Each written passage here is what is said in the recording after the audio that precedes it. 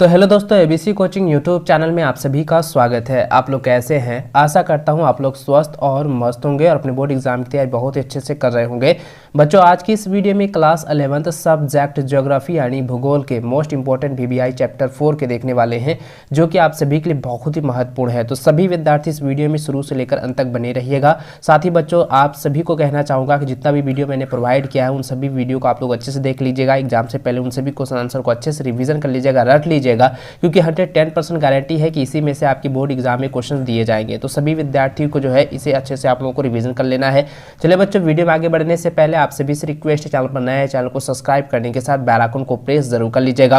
Video को like अपने सभी दोस्तों के साथ शेयर भी जरूर करते जाएंगे। चलिए बच्चों, क्वेश्चन की ओर चलते हैं। तो देखिए बच्चों, सबसे पहला सवाल जो आप हमारी स्क्रीन पर देख सकते हैं, दिया गया है कि पृथ्वी के कितने प्रतिशत भाग पर महाद्वीप फैले हुए हैं। तो दोस्तों, इसका आंसर क्या हो जाएगा? 29। ठीक है, तो क्या आ जाएगा? 29% भाग में क्या है कि महाद्वीप जो है फैले हुए हैं। ऑप्शन इसका सी सही उत्तर होगा। अगला सवाल है कि महाद्वीपीय विस्थापन सिद्धांत कब प्रस्तावित जो है किया गया। ये क्वेश्चन जो है कई बार एग्जाम में रिपीट किया जा चुका है, कई बार एग्जाम में ये पूछा जा चुका है। इसको आप लोग एग्जाम से पहले अच्छे से रट लीजिएगा, रिवीजन कर लीजिएगा। तो इसका आंसर क्या हो जाएगा? 1912 में। ठीक है, 1912 में जो है महाद्वीपीय विस्थापन सिद्धांत को जो है प्रस्तावित किया गया था। ठीक है, तो ऑप्शन इसका बी सही उत्तर होगा। अगला सवाल है कि महाद्वीपीय विस्थापन सिद्धांत के प्रतिपादक कौन थे। तो देखिए, प्रतिपादक जो है कौन थे बच्चों? तो इसका आंसर जाएगा अल्फ्रेड वेगनर थे। ठीक है, ऑप्शन नंबर बी इसका सही उत्तर होगा। अगला सवाल चौथा नंबर देखें, दिया गया है कि प्लेट विवर्तनिकी का प्रतिपादन जो है किसने किया। तो इसका आंसर जाएगा, देखिए दोस्तों, मोगनर ने भी किया था, मैकेजनी ने भी किया था और पार्कर ने भी किया था, यानी कि इनमें से सभी जो है इसका सही उत्तर होगा। ठीक है, इन सभी ने जो है प्लेट विवर्तकनीय का जो है प्रतिपादन किया है। तो ऑप्शन डी इसका सही उत्तर होगा। अगला सवाल है कि निम्न में से किसने सर्वप्रथम यूरोप, अफ्रीका व अमेरिका के साथ स्थित होने की संभावना व्यक्त की। तो इसका आंसर हो जाएगा इब्राहिम आर्टेलियस। ठीक है, आर्टेलियस ने जो है इब्राहिम, याद रखेंगे, इब्राहिम आर्टेलियस ने जो है यह जो है सर्वप्रथम यूरोप, अफ्रीका और अमेरिका के साथ जो है स्थित होने की संभावना व्यक्त की थी। ठीक है, तो ऑप्शन जो है इसका बी सही उत्तर होगा। अगला सवाल है कि दक्षिणी तथा उत्तरी अमेरिका और यूरोप तथा अफ्रीका के आपस में जुड़े होने की संभावना सर्वप्रथम कब प्रकट की। तो इसका आंसर क्या आ जाएगा? 1596 ईस्वी। ठीक है, 1596 ईस्वी में जो है यह सर्वप्रथम जो है प्रकट हुई थी। ऑप्शन नंबर ए इसका सही आंसर होगा। अगला सवाल है कि कार्बोनीफेरस युग में समस्त स्थल भाग एक रूप में जुड़े हुए थे। इसमें किस से जाना जाता है? इसे जो है किस से जाना जाता है? तो बच्चों, इसका आंसर क्या हो जाएगा? ये हो जाएगा पेंजिया नाम से जाना जाता है। ऑप्शन नंबर डी इसका सही उत्तर होगा। अगला सवाल दिया गया है कि पेंजिया के चारों ओर फैले महासागर किस नाम से जाने जाते हैं। तो इसका आंसर जाएगा पैंथालासा के नाम से जाना जाता है। ऑप्शन ए इसका सही उत्तर होगा। अगला सवाल है कि पेंजिया कब दो भागों में टूटकर अलग हुआ। तो इसका आंसर जाएगा 20 करोड़ वर्ष पूर्व। ठीक है, यानी 20 करोड़ वर्ष पहले जो है पेंजिया दो भागों में टूटकर अलग हो गया था। तो ऑप्शन नंबर सी इसका सही उत्तर होगा। अगला सवाल है कि पेंजिया का विभाजन दो बड़े महाद्वीपीय पिंडों के रूप में हुआ। इनमें से उत्तरी भूखंड किस भाग से जाना जाता है। तो इसका आंसर जाएगा लारेसिया नाम से जाना जाता है। ऑप्शन नंबर डी इसका सही उत्तर होगा। अगला सवाल है कि पेंजिया के दो भागों में विखंडन के बाद दक्षिणी भाग किस नाम से जाना जाता है। तो इसका उत्तर होगा ऑप्शन नंबर सी। ठीक है, इसका आंसर हो जाएगा गोंडवाना लैंड। ठीक है, गोंडवाना लैंड के नाम से जाना जाता है। ऑप्शन नंबर जो है सी इसका सही आंसर होगा गोंडवाना लैंड। इसको आप लोग अच्छे से याद रखेंगे। अगला सवाल है कि इनमें से कौन महाद्वीप गोंडवाना लैंड का भाग है। तो इसका आंसर क्या हो जाएगा बच्चों? इसका आंसर हो जाएगा ऑप्शन नंबर सी इसका सही उत्तर होगा। ऑस्ट्रेलिया के नाम से जाना जाता है। ऑप्शन नंबर सी इसका सही उत्तर होगा। अगला सवाल है कि किस विधि से महासागरों के पार महाद्वीपों की चट्टानों के निर्माण के समय को सरलता से जाना जा सकता है। तो इसका आंसर हो जाएगा रेडियोमेट्रिक कॉल निर्धारण। ठीक है, ऑप्शन नंबर ए इसका जो है सही उत्तर होगा। अगला सवाल 14 नंबर देखें, दिया गया है कि हिमानी निक्षेप से निर्मित अवसादी चट्टानें क्या कहलाती है। तो कहते हैं टिलाइट कहलाते हैं। ऑप्शन नंबर 20 का सही उत्तर होगा। ठीक है, चलिए बच्चों आगे बढ़ते हैं। और उससे पहले बच्चों आप सभी से यही कहना चाहूँगा कि जितने भी मैं आपको चैप्टर वाइज आपको प्रोवाइड करा रहा हूँ उन सभी क्वेश्चन को आप लोग अच्छे से एग्जाम से पहले ना रिवीजन कर लीजिएगा, इसको अच्छे से याद कर लीजिएगा, क्योंकि इसी से ना आपके बोर्ड एग्जाम में सवाल दिए जाएंगे।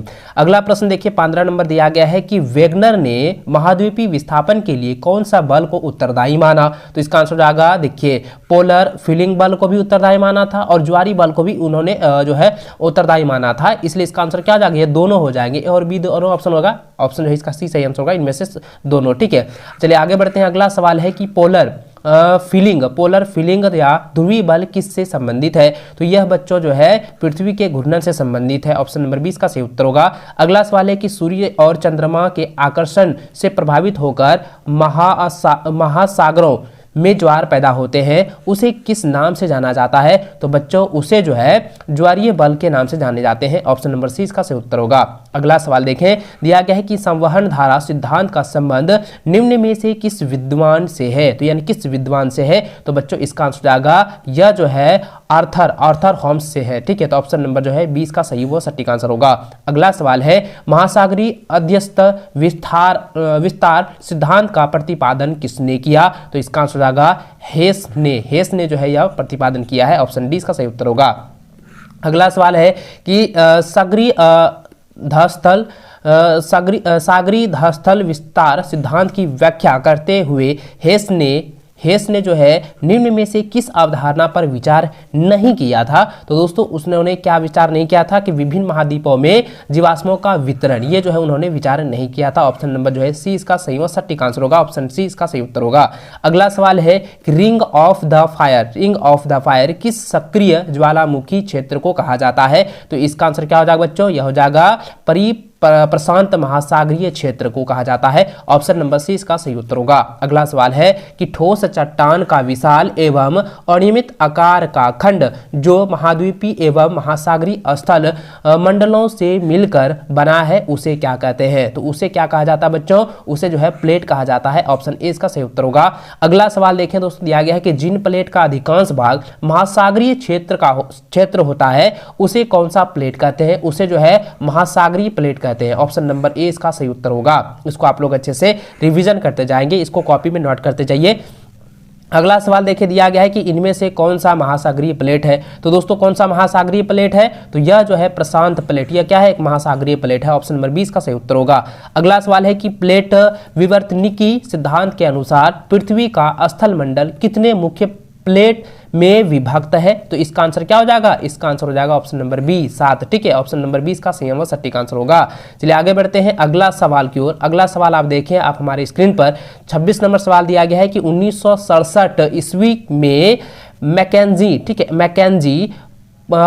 मैकेंजी पार्कर और मोर्गन ने स्वतंत्र रूप से उपलब्ध विचारों को समन्वित कर कौन सी अवधारणा प्रयुक्त की। तो दोस्तों ये कई बार एग्जाम में पूछा गया है, इसका आंसर होगा प्लेट विवर्तनिकी सिद्धांत को जो है उन तीनों ने जो है प्रतिपादित किया है। किसने मैकेंजी, पार्कर और मोर्गन ने किया था। ठीक है, तो ऑप्शन नंबर जो है ए इसका सही उत्तर होगा। चलिए आगे बढ़ते हैं। अगला सवाल दोस्तों देखिए, दिया गया है कि स्थल मंडल के अंतर्गत सम्मिलित किया जाता है। तो स्थल मंडल के अंदर जो है भूपर्पटी और ऊपरी मंडल को जो है सम्मिलित किया जाता है, ऑप्शन नंबर 20 का सही उत्तर होगा।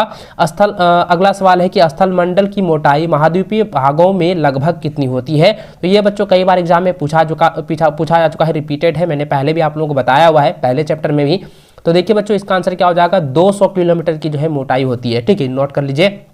अगला सवाल है दोस्तों, देख सकते हैं कि प्लेट शब्द का प्रयोग सर्वप्रथम किसने किया। तो प्लेट शब्द का प्रयोग जो है सर्वप्रथम जो है टूजो विलियसन ने किया। ठीक है, किसने किया था, टूजो विलियसन ने, ऑप्शन नंबर सी इसका जो है सही उत्तर होगा।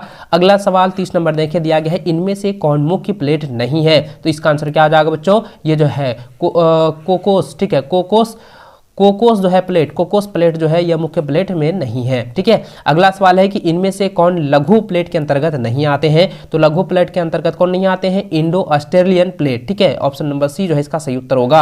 अगला सवाल देखें, दिया गया है कि यूरेशियन प्लेट किस प्रकार के प्लेट का उदाहरण है। तो बच्चों कई बार एग्जाम में रिपीट किया गया है और इसको आप लोग अच्छे से याद कर लेंगे। इसका आंसर जाएगा महाद्वीपीय। ठीक है, एग्जाम इस बार आने वाला है।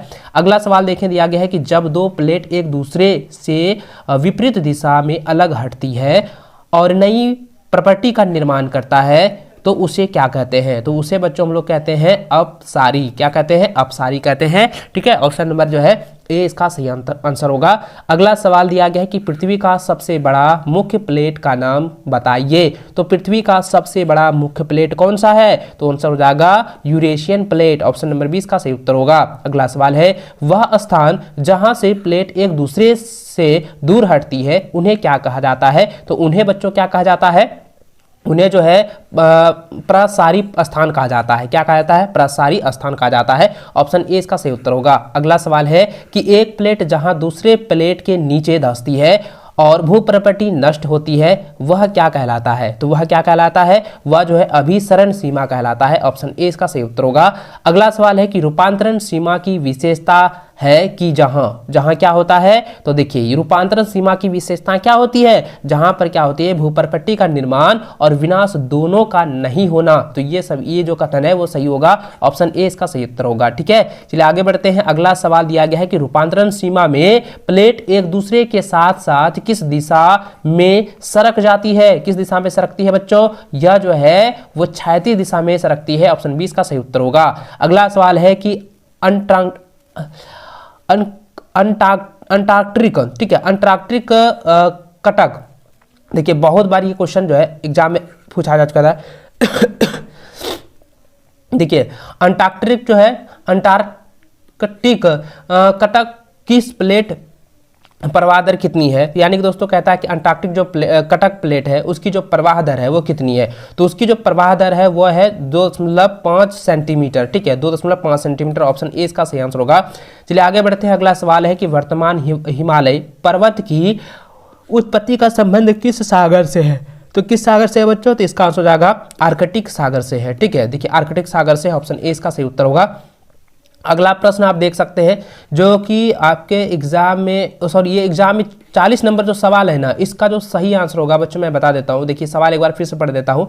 दिया गया है कि वर्तमान हिमालय, ठीक है, वर्तमान हिमालय पर्वत की उत्पत्ति का संबंध किस सागर से है? तो किस सागर से है? तो यहाँ पे आपको याद रखना है ये जो है टेथिस सागर से है। ऑप्शन सी जो है इसका सही आंसर होगा। ठीक है, आर्कटिक सागर नहीं होगा, ये ऑप्शन नंबर सी सही आंसर होगा। ठीक है, चलिए आगे बढ़ते हैं। अगला सवाल है लगभग 20 करोड़ वर्ष पहले जब पैंजिया विभक्त हुआ तब भारत किस दिशा की ओर खिसकना आरंभ हुआ? तो किस दिशा की ओर जो है आरंभ हुआ था? तो इसका आंसर होगा उत्तर की ओर जो है खिसकना आरंभ हो गया था। ऑप्शन नंबर सी इसका सही आंसर होगा।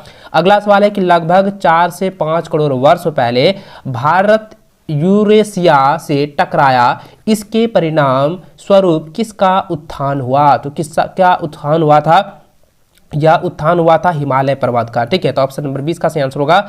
अगला सवाल है कि भारतीय प्लेट के यूरेशियन प्लेट की तरफ प्रवाह के दौरान लावा प्रवाह हुआ जिससे किसका निर्माण हुआ? तो किसका निर्माण हुआ था? ढक्कन ट्रैप का। ठीक है, किसका हुआ था? ढक्कन ट्रैप का जो है निर्माण हुआ था। ऑप्शन 20 का सही उत्तर होगा। अगला सवाल दोस्तों देखिए दिया गया है 44 नंबर कि भारत किस प्राचीन भूखंड का एक भाग है? तो यह जो है यह क्या है? गोंडवाना लैंड का एक प्राचीन भूखंड है। ठीक है, तो ऑप्शन नंबर सी इसका सही उत्तर होगा। अगला सवाल है कि एशिया एवं यूरोप के प्राचीन स्थल खंड को किस नाम से जानते हैं? तो किस नाम से जाना जाता है बच्चों? कई बार एग्जाम में पूछा जा चुका है, रिपीटेड सवाल है। इसका आंसर क्या हो जाएगा? ये यूरेशिया। ऑप्शन नंबर सी इसका सही उत्तर होगा। यूरेशिया स्थल मंडल का नाम से जाने जाते हैं। ठीक है, आगे बढ़ते हैं। अगला सवाल है कि प्रायद्वीपीय भारत और ऑस्ट्रेलिया महाद्वीपीय भाग सम्मिलित रूप से कौन है? तो सम्मिलित रूप से कौन है बच्चों? तो यह हो जाएगा भारतीय प्लेट है। क्या होगा? भारतीय प्लेट है। ऑप्शन ए इसका सही उत्तर होगा।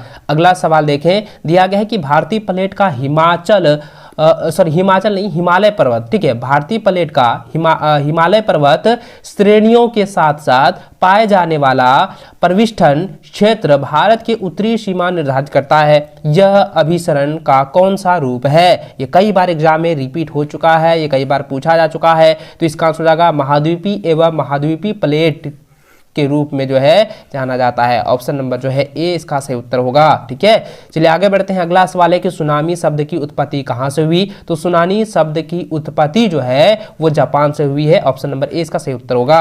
अगला सवाल है कि वेगनर कहां के प्रसिद्ध मौसम वेत्ता थे? तो मौसम वेत्ता यानी कि मौसम संबंधित साइंटिस्ट को वेगनर कहां के थे?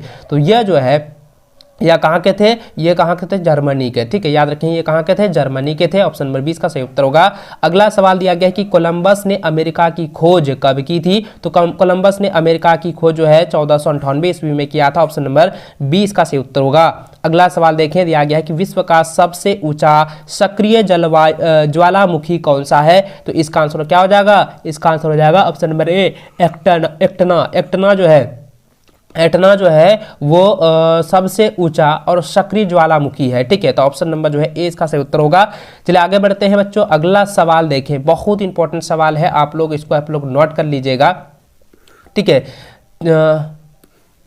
51 नंबर फिर से आपको देखना है जरा ध्यान से। 51 नंबर जो सवाल होगा ना, यहाँ पे सवाल जो दिया गया है कि ऊंचा सक्रिय ज्वालामुखी जो है वो हो जाएगा अंटाफाला हो जाएगा। ऑप्शन नंबर सी इसका सही आंसर होगा। चलिए 52 नंबर देखें, दिया गया है कि ज्वालामुखी का ऊपरी भाग जहां से लावा निकलता है वह क्या कहलाता है? तो वह बच्चों जो है क्रेटर कहलाता है। ऑप्शन नंबर ए इसका सही उत्तर होगा। अगला सवाल है कि माउंट एटना सक्रिय ज्वालामुखी किस महाद्वीप पर है? तो यह हो जाएगा सिसिली। ठीक है, सिसिली महाद्वीप पर है। ऑप्शन नंबर ए इसका सही उत्तर होगा। अगला सवाल है कि रिंग ऑफ फायर याद रखेंगे, ये कई बार एग्जाम में पूछा जा चुका है कि रिंग ऑफ फायर इनमें से किसे कहा जाता है? तो किसे कहा जाता है बच्चों?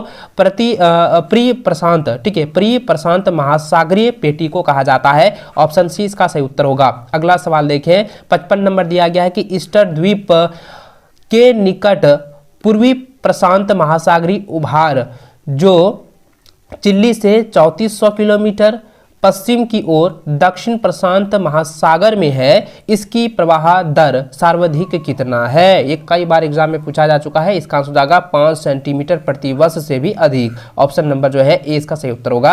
अगला सवाल देखें, 56 नंबर दिया गया है कि निम्न में से कौन महाद्वीप लारेशिया का भाग था? तो इसका आंसर हो जाएगा एशिया महाद्वीप जो है लारेशिया का भाग था। ठीक है, तो ऑप्शन ए जो है इसका सही उत्तर होगा। तो दोस्तों इस वीडियो में चैप्टर के पूरा ऑल टोल जो है ऑब्जेक्टिव क्वेश्चन मैंने बता दिया है, इसको आप एग्जाम से पहले अच्छे से रट लीजिएगा। इसी से आपका जो है एग्जाम में जो है गारंटी है कि इस क्वेश्चन जो है देने वाला है। तो सभी विद्यार्थी इस वीडियो को शुरू से लेकर अंत तक एक बार फिर से देख लीजिएगा। अच्छे से आप लोगों को समझ लेना है, याद कर लेना है सभी क्वेश्चन को। चलिए बच्चों, इस वीडियो में अंत तक बने रहने के लिए बहुत बहुत धन्यवाद। मिलते हैं, तब तक जय हिंद, वंदे मातरम।